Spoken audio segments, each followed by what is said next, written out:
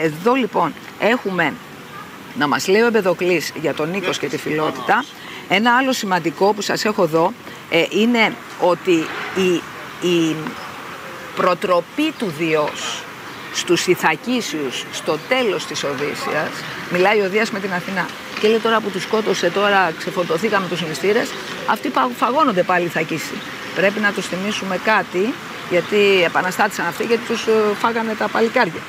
Πρέπει, λέει, να τους θυμίσουμε κάτι, λέει ο Δίας, αλλήλους φιλεόντων ως το πάρος, πλούτος δε και ειρήνη άλλης έστω. Λέει να τους πεις, να τους πούμε, να φιλούν αλλήλους, δηλαδή, όχι να αγαπούν, δηλαδή να βάλουν το αλλήλους φιλεών, αυτό το αγαπάτε αλλήλους, εμείς λέμε φιλείτε αλλήλους. Το οποίο είναι ανώτερο, έτσι όπως εξηγήσατε, έτσι. Γιατί εγώ αγαπώ το φίλο για τις αρετές που έχει και για το καλό που μου κάνει. Και μάλιστα στα ηθικά νοικομάχια ο Αριστοτέλης διαχωρίζει τη φιλία σε 3 είδη. Είσαι, λέει, φίλος δια το ειδί, περνάμε καλά, παιδί μου, ωραία. Δια το ειδί. Δια το χρήσιμο, δηλαδή έχω το γνωστό μου και θα με διευκολύνει να γίνει η δουλειά μου. Έχω ένα φίλο, λέει, εκεί πέρα. Και το καταρετήν, δηλαδή αν είσαι φίλος καταρετήν, σημαίνει ότι εγώ δεν σου χαϊδεύω τα αυτιά και να σου πω έλα μωρέ, πιες όσο θέλεις, σου λέω όπα, μέτρον. Δεν μπορώ, δηλαδή αν βλέπω κάτι για το οποίο έχεις ξεφύγει, σε προτρέπω προς την αρετή.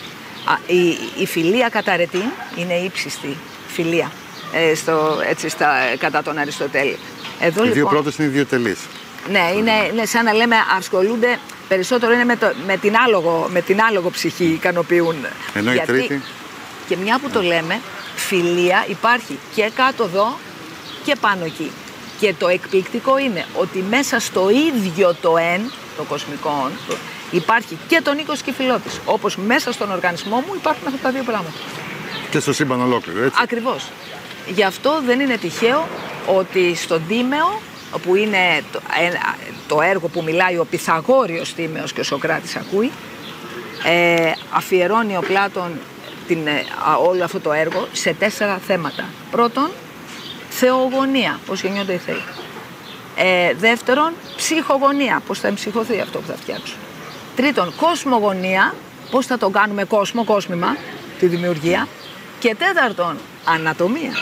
Γιατί ό,τι άνω και κάτω και ό,τι υπάρχει κάτω εδώ μέσα στον οργανισμό μου είναι μια μικρογραφία του τι συμβαίνει στον κόσμο. Είναι συγκλονιστικό αυτό και γι' αυτό είπαμε και προηγουμένως αυτό το παράδειγμα με την τροφή, πώς μέσα στον ίδιο μου τον οργανισμό έχω τον Νίκος και τη φιλότητα. Εμείς λοιπόν είμαστε κύτταρα του συμπαντικού νου, του σώματος του δημιουργού. Το θέμα είναι πώς θα ενωθούμε, να μην διασπαστούμε, να μην διαλυθούμε, να μην διαλύσουμε τον οργανισμό και είναι πάρα πολύ σημαντικό να συνειδητοποιήσουμε το αλλήλους φιλεόντων του Ομήρου στην Ωμέγα Ραψοδία, προς το τέλος δηλαδή της Οδύσσειας. Αυτή είναι η προτροπή του Διός στους ανθρώπους, γιατί η Ιθάκη είναι ο κόσμος της γέννησης. Αν το αναγραμματίσεις και με δωρική έκφορα, ηθικά, δηλαδή ηθική.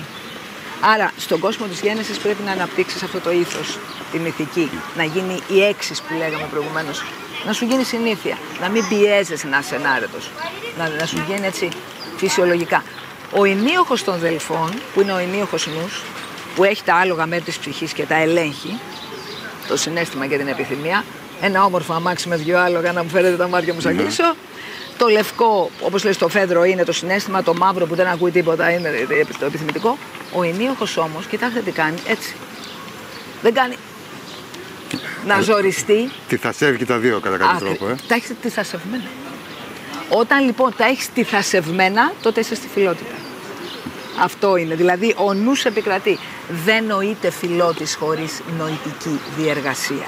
Και ούτε φίλο χωρίς να κρίνω ότι μου κάνει. Αυτό είναι το μεγάλο. Σας ευχαριστώ πάρα πολύ. Να είστε καλά.